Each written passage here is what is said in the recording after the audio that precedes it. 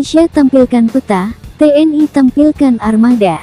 Tanpa banyak publikasi, sepanjang tahun ini Angkatan Laut Indonesia secara terus-menerus menghadirkan sejumlah kapal perang striking force dan memperlihatkan taji tempurnya. Sejumlah KRI dari Armada 2 silih berganti mengawal teritori perairan Kaltara bersinergi dengan pesawat intai dan jet tempur TNI AU.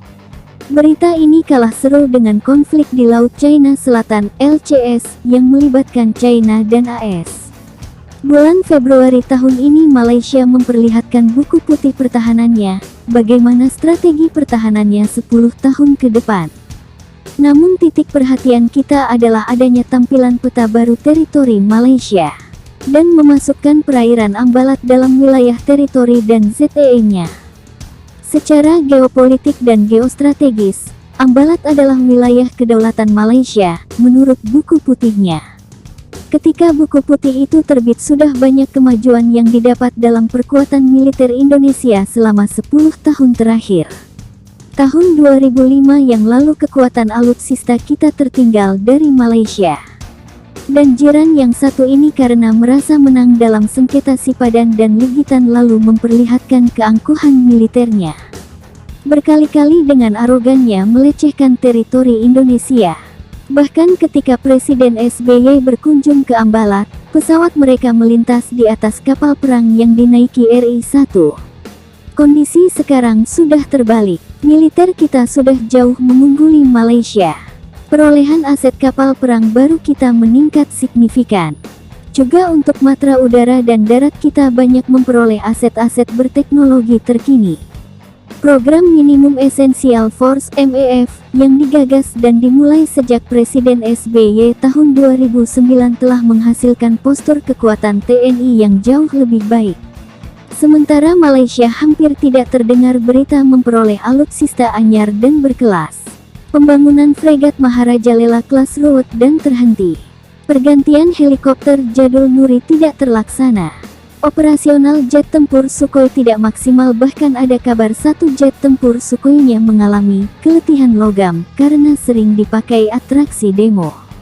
Persoalan ketersendatan pembangunan militer Malaysia tidak terlepas dari gaya rezim terdahulu yang disinyalir banyak menyalahgunakan wewenang. Padahal ancaman terhadap teritori Malaysia di depan mata. Klaim China terhadap perairan LCS di Sabah banyak mempermalukan kerajaan. Setidaknya ada 89 kali pelanggaran yang dilakukan China namun Malaysia tidak memberikan respon militer alias diam saja. Persoalan Sabah dengan Filipina juga mencuat belakangan ini. Berdasarkan catatan sejarah, Sabah bagi Filipina adalah wilayah bekas Kesultanan Sulu. Ini juga merupakan ancaman teritori kedaulatan Malaysia. Perkuatan militer Filipina saat ini harus diantisipasi Malaysia meski tujuan utamanya adalah untuk menghadapi China di LCS. Bisa jadi militer Filipina menjadi kekuatan penggentar untuk konflik Sabah kelak. Hampir semua negara ASEAN meningkatkan belanja militernya sementara Malaysia terlatih-tatih melakukannya. Persoalan kemelut politik di Semenanjung yang masih ruwet menyita energi konstruktif untuk negeri serumpun itu. Belum lagi letak geografi Sabah dan Ambalat yang jauh dari Semenanjung. Dalam bingkai strategi militer akan menyulitkan Malaysia manakala terjadi konflik di Sabah dan Ambalat. Indonesia punya pangkalan militer di Tanjung Pinang, Pontianak dan Natuna. Bahkan Natuna mampu melakukan blokade militer jika memang diperlukan. Malaysia Semenanjung akan mengalami kesulitan dalam suplai militer ke Ambalat manakala terjadi konflik. Penyergapan yang dilakukan 2 jet tempur F-16 TNI AU terhadap Hercules Malaysia yang menuju ke Sarawak setahun lalu adalah contoh soalnya. Sekarang saja Malaysia mengalami kesulitan dalam distribusi kapal perang dan jet tempur. Armada lautnya kekurangan kapal kombatan. Bagaimana menjaga perairan Semenanjung, lalu terpotong jalur militernya ke Sabah dan Sarawak karena ada pangkalan militer China di Paracel dan Spratly serta pangkalan militer Indonesia di Natuna. Makanya saat ini kehadiran armada laut Malaysia di Ambalat nihil meski buku putih pertahanannya jelas memasukkan Ambalat sebagai wilayahnya. Artinya buku putih itu tidak bergigi. Sementara kita sepanjang tahun ini mengawal ketat perairan Ambalat, karena itu wilayah kita. Pelajarannya adalah, apapun itu, kekuatan egois dan diplomasi sebuah negara harus diikuti dengan kekuatan militer yang setara. Civis pacem para bellum adalah semboyan kewibawaan militer. Jika ingin damai bersiaplah untuk perang. Diplomasi militer adalah menjalankan semboyan ini. Jika militer kita kuat dan disegani maka kekuatan diplomasi kita juga disegani.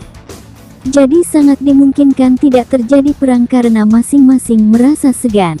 Contoh jelasnya konflik India-China baru-baru ini. Karena saling segan yang terjadi kemudian tawuran antar personil yang menewaskan lebih 70 serdadu kedua negara. Bukan karena letusan senjata. Kehadiran sejumlah kri dan jet tempur di Ambalat adalah diplomasi militer untuk menunjukkan kekuatan militer Indonesia. Sekaligus untuk menegaskan marwah dan kedaulatan teritori NKRI. Ada dua hal yang menjadi faktor nihilnya kehadiran kapal perang Malaysia di sana. Kurangnya armada kapal perang mereka atau merasa kalah mental beruji nyali dengan kapal perang kita.